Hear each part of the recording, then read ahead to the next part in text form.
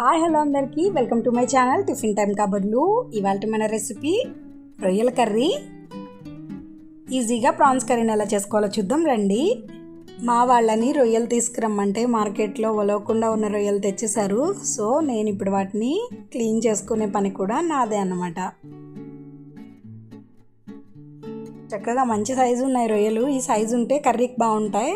So ఇప్పుడు వీటిని నీళ్ళల్లో వేసుకుని ఒక 10 మినిట్స్ వదిలేస్తే మనకు షెల్ అంతా ఈజీగా రిమూవ్ అయిపోతుంది. చక్కగా మనం దాన్ని ఒలిచేయచ్చు. రొయ్యలు అనేది చాలా ఈజీ అండ్ చాలా సాటిస్ఫైయింగ్ వర్క్ కూడా. చాలా బాగుంటుంది వర్క్ చేసేటప్పుడు. అట్లాగే తొక్క తీసుకున్న తర్వాత రొయ్యలన్నిటిని ఒక 2 టైమ్స్ ఉప్పు అండ్ వెనిగర్ లేదా నిమ్మరసం ఏదైనా వేసుకుని కొంచెం పసుపు వేసుకుని నీట్గా 2 టైమ్స్ క్లీన్ చేసుకుని పెట్టుకోవాలి. ఇప్పుడు దానిలో మ్యారినేషన్ కోసం ఉప్పు, పసుపు, అలాగే ఒక స్పూన్ కారం వేస్తున్నాను. ఇప్పుడు దీన్ని చక్కగా కలుపుకుని ఒక 10 మినిట్స్ పక్కన పెట్టుకోవాలి. అప్పుడు రొయ్యకి ఉప్పు కారం అనేవి బాగా పడతాయి. మనకి కర్రీలో మంచి టేస్ట్ ఉంటుంది. లేదంటే రొయ్యలు అనేవి చప్పగా ఉంటాయి. ఇప్పుడు కర్రీ కోసం స్టవ్ వెలిగించి బాండి పెట్టుకోవాలి. బాండి వేగిన తర్వాత దానిలోకి కొంచెం ఆయిల్ పోస్తున్నాను. ఆయిల్ అనేవి ఎవరి చాయిస్ని బట్టి వాళ్ళు వేసుకోవచ్చు. నేను ఆయిల్ అనేది చాలా తక్కువ యూజ్ చేస్తాను, అందుకే నేను తక్కువ వేస్తాను. అట్లాగే దానిలోకి జీలకర్ర, కొంచెం కరివేపాకు,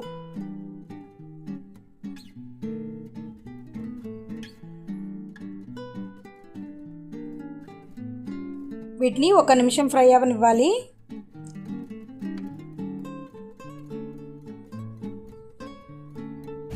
ఇప్పుడు దీనిలోకి ఆనియన్స్ అలాగే పచ్చిమిర్చి యాడ్ చేస్తున్నాను.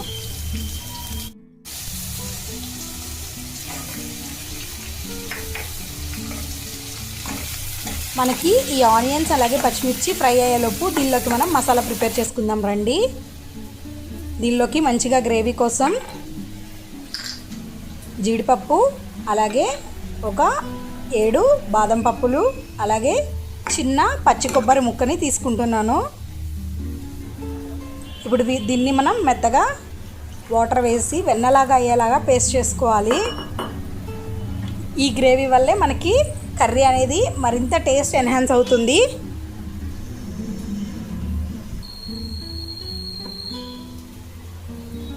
సో చక్కగా ఇలాగా స్మూత్గా ఉండేలాగా పాలలాగా బ్లెండ్ చేసుకోండి.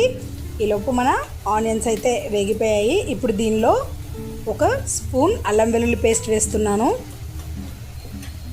దీన్ని కూడా మంచిగా పచ్చివాసన పోయే వరకు ఫ్రై చేసుకోవాలి. ఈ అల్లం వెల్లుల్లిపై ఫ్రై అయిపోయిన తర్వాత ఇప్పుడు దీనిలోకి మనం మ్యారినేట్ చేసి పక్కన పెట్టుకుని ఉంచుకున్న రొయ్యల్ని వేసుకుంటున్నాను. ఇప్పుడు ఒకసారి దీన్ని మొత్తం కలుపుకోవాలి.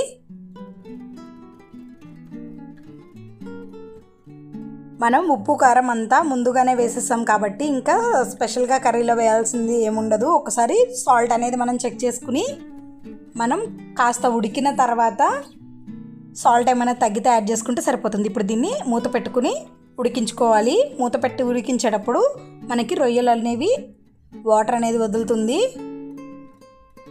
సో చూడండి, ఇక్కడ మీకు కనిపిస్తుంది రొయ్యల్లోంచి చాలా ఎక్కువ వాటర్ వస్తుంది. సో ఆ వాటర్తో ఇట్లా రొయ్యలు ఉడికిపోయిన తర్వాత ఆల్మోస్ట్ వాటర్ అంతా ఇంకిపోయింది అనుకునేటప్పుడు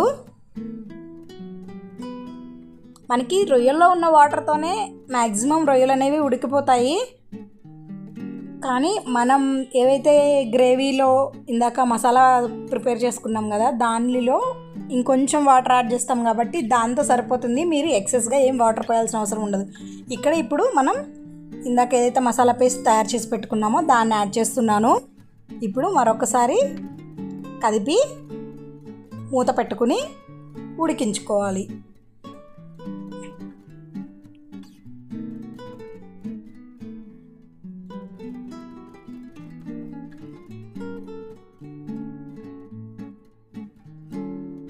చూడండి, మనం ఇప్పుడు గ్రేవీని మన కన్సిస్టెన్సీకి సరిపడా వచ్చినప్పుడు దానిలోకి ఒక 1/2 చెంచా గరం మసాలా యాడ్ చేస్తున్నాను ఫైనల్గా. అలాగే ఈ స్టేజ్లోనే కొత్తిమీర, స్ప్రింగ్ ఆనియన్స్ ఏమైనా మీకు కావాలంటే యాడ్ చేసుకోవచ్చు. సో అంతే, మన సింపుల్గా రొయ్యల కర్రీ అయితే రెడీ అయిపోయింది. ఇప్పుడు దీని టేస్టింగ్ టైం. సో ఇది టేస్టింగ్ టైం. చూద్దాం ఇప్పుడు ఎలా ఉందో.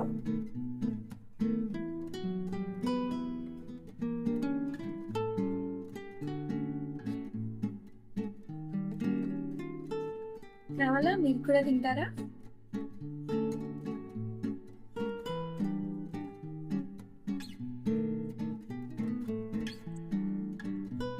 సూపర్గా ఉంది. మంచి టేస్టీగా రొయ్యల కర్రీ అయితే ఈజీగా చేసుకోవచ్చు.